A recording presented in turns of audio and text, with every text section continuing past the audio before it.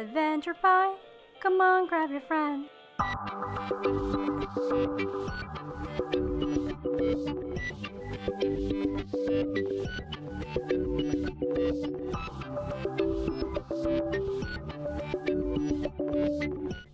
In this how-to episode, I'll show you step-by-step how to build your own AdventurePi.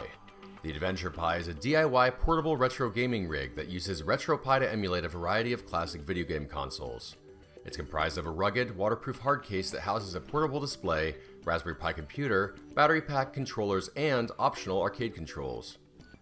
Now my goal for this project was to create a DIY open source platform to inspire people to create their own portable arcade cabinets while learning about science and technology. I wanted to make this project as accessible as possible by requiring little to no tools and by using off-the-shelf components. Now to encourage as many makers as possible, I made two versions of the AdventurePi. The console edition features a foam block that holds your controller's cables and accessories. When you're ready to play, connect a controller and go. The arcade edition features a removable panel containing arcade buttons and a joystick. You can also connect additional controllers. This model is a bit more advanced and expensive to build, so I wrote a separate guide for it. Now in the video description, you'll find a link to both guides which cover this build in greater detail, as well as links to the tools and materials you'll need to complete this project.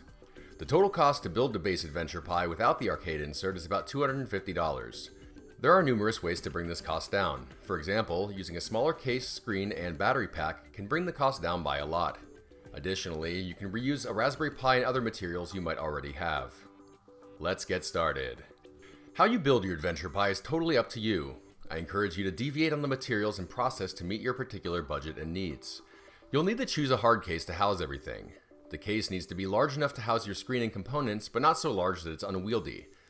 After much research, I chose the Nanook 910, and after much emailing, Nanook agreed to donate one for this project. It's cheaper than comparable Pelican cases, and I've been amazed by the quality. It perfectly fits the screen I'm using. Well, almost perfectly. More on that later. Choose a display with built-in speakers that can be powered using a battery pack. I decided to go with this 13.3-inch screen from Sunfounder.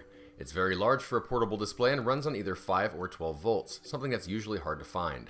I wrote an entire review on this particular screen if you'd like to geek out over the juicy specs. Now if you'd like to keep costs down, you can choose a smaller screen and thus a smaller case. To power everything, you'll need some kind of power bank. Choose a power bank that has a high enough capacity in milliamp hours and output current in amps to power everything simultaneously. mAh or milliamp hours allow you to determine how long the battery pack will last. For example, a 20,000 milliamp hour at 5 volt battery will run a 2 amp 5 volt device for 10 hours. Make sure your battery pack can output enough current simultaneously to run your display and Pi. For example, if the Raspberry Pi requires a peak of 2 amps to run and your screen requires 2 amps, you'll need a power bank that can output 4 amps simultaneously. I tried a few different power bank models and settled on the iMuto X6L, which features a massive storage capacity of 20,000 milliamp hours at 5 volts and enough output current to power both the Pi and screen for 5 to 6 hours. Now you'll need to choose a Raspberry Pi. For this project, you'll definitely want either a Raspberry Pi 3 Model B Plus or a Raspberry Pi 4. Now at the time I made this video, RetroPie doesn't yet work on the Raspberry Pi 4, and therefore I'm going with the 3B Plus for now. I'm using a Flirk passive cooling case that doesn't need a fan. That covers the core components. See the full guide in the video description for additional detail on everything else such as cables. Now let's build our AdventurePi. First, you'll need to install RetroPie on your Raspberry Pi. RetroPie is a software library that will handle video game emulation for us. I wrote a separate RetroPie installation guide that you can use to get things running. That guide also covers adding game ROMs, configuring controllers, saving your game, and more. Now the Sunfounder screen fits perfectly into my Nanook 910 hard case, actually too perfectly. Unfortunately, the display's input ports are on the side, which means no normal HDMI or micro USB cable can fit. Even when using the slim 90-degree FPV cables I found, we need a few extra millimeters of clearance. To gain this clearance, we'll cut a part of the case just slightly. To do this, use a box cutter or Dremel to carefully remove the studs on the left part of the case lid. This will give us the clearance we need. Now if you don't want to do this, consider using the Nanook 915 case instead. It's slightly larger than the 910. With a larger case, you can also use cheaper non-ribbon HDMI and micro USB cables. We'll secure our battery pack and other components using high-strength Velcro. The Velcro will securely hold the battery pack while allowing for easy removal just in case. The power bank will be mounted directly to the case, not embedded in the foam. This will allow for proper heat dissipation for both the power bank and Pi. Use a box cutter, pair of scissors or knife to cut a vertical section of foam away, slightly wider than the power bank. Then add an ample amount of Velcro to the back of the power bank and secure it to the bottom of the case, leaving the USB ports accessible from the top. To secure the Raspberry Pi into its case, add a small amount of Velcro to the bottom and secure it to the top center of the power bank. Orient the Raspberry Pi so the USB ports are accessible from the bottom and the HDMI port is accessible to the left. If you'd like to add a power button and status LED to indicate that the Pi is on, now would be a good time to do that. I made a separate guide and video for this, but I ran out of time while working on this project, so I haven't added it to mine just yet. But I plan on mounting it to a piece of plastic screwed into 2 of the exposed holes on the side. Before mounting the screen, test your cables to make sure they'll reach and that everything is functioning correctly. Connect the HDMI and micro USB ribbon cables from the screen to the Raspberry Pi and power bank. Then, connect the Raspberry Pi to the power bank using a micro USB cable. The power bank has 2 high-speed, high-output ports marked with lightning bolts. I recommend connecting the Pi to one of these ports and the screen to a non-high-speed port. At only 550 grams, my display is super light. Therefore, high-strength Velcro is more than adequate. This will hold the monitor securely, but ensure it's still removable just in case. I added 4 wide strips onto the lid's grooves, as well as a double-thick strip in the recess center of the lid. Center the screen as best as you can, and carefully press it into place. Be careful not to press the screen too hard and damage it. The screen controls are easily accessible on the top of the display. Next, we'll customize our foam. The foam will house our controllers, chargers, and anything else that we want to bring with us on our adventures. Place each object you'd like to house, leaving at least an inch between them. Then trace each one using a permanent marker. Cut the foam to accommodate your controllers. Don't forget to cut a spot for the power bank charger too. Connect a USB controller to your Pi and boot it up. You'll be prompted to configure your controller. Go ahead and map the buttons according to the controller layout. And of course, our AdventurePi wouldn't be complete without the official AdventurePi logo. Add a decal of your choice or download the official logo I made from the full guide and order a vinyl decal from your favorite decal printing website. Next, I'll show you how to build the optional arcade controller insert. Again, see the full guide in the video description for greater detail on this process. The buttons and joystick we choose will connect to a small USB controller. You can find inexpensive buttons of all kinds on Amazon. I chose this kit, which comes with 10 illuminated red buttons.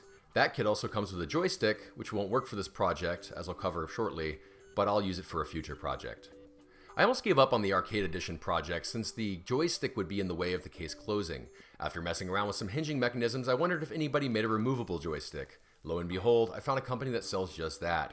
And when you want to close your case, the joystick unscrews for quick stashing. Neat.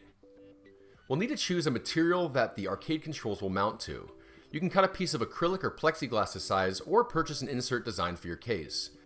I decided to buy this Lexan insert made specifically for the 910. It has pre-drilled holes and saved me a ton of time, but if you'd like to save a bit of money, you can cut your own panel instead. I decided to cut my panel to leave the right side of the AdventurePi case exposed. This will make it easy to access the Pi, power supply, etc. I used my bandsaw to cut my panel down to 9.5 inches in length. Other types of saws will also work. If your panel is acrylic or plexiglass, you can even carefully score and snap your panel to size. Print this button template and line it up on your panel. Position the template such that the joystick won't impact the side of your case. Then, test fit your other components around the template to make sure everything will fit nicely. Mark each center button hole using a permanent marker. For start and select, I'm using 2 smaller buttons that came with the kit. Finally, mark the center joystick hole. Next, we'll cut the holes. Drill small pilot holes where you've marked each of your buttons. This will help guide the hole saw. Confirm that your hole saw is the correct size for your buttons. Then use your hole saw bit to cut holes for each button. I'm using a 1 1/8 inch hole saw for the 6 main buttons and a 1 inch hole saw for start, select, and the joystick opening. Finally, test fit your joystick and then mark and drill its 4 mounting holes. Now it's time to install our buttons. Remove the protective film from your panel and install each button into its hole. To install the removable joystick, first use a pair of pliers and a soft cloth to tighten the ball to its shaft. This way, when you unscrew the handle to remove it, the ball and shaft will come out as one unit, allowing it to be stowed away. Then install the joystick assembly. I installed mine using some M5 by 8mm metric bolts and nuts I had lying around.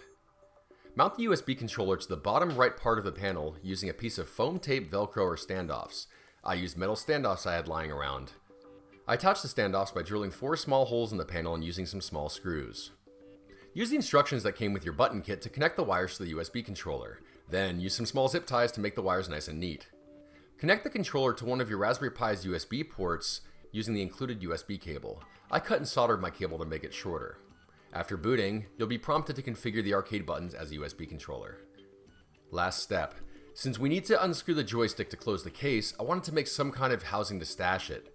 There are a number of ways to do this. For mine, I decided to design and 3D print a housing for it.